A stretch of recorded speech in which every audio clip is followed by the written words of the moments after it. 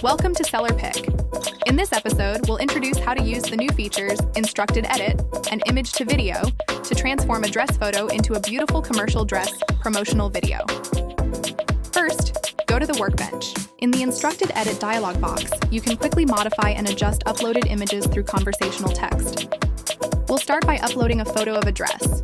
The background in the image is indoors, but I want to create a promotional video of a model wearing the dress in an outdoor garden. I'll use the AI background replacer.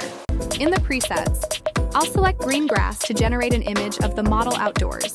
Click on Image to Video, enter prompts, and generate a video clip showing the model from the front.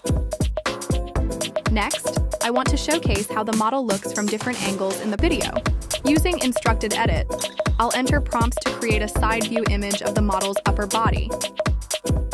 Then click Image to Video and enter prompts to generate a side view video clip. I also want to include a close-up shot of the dress and accessories. Using Instructed Edit, I'll create a close-up photo, then convert it to video by entering prompts. Boom! A close-up clip is generated. Finally, we'll combine all these clips together, and a beautiful commercial outdoor dress promotional video is complete.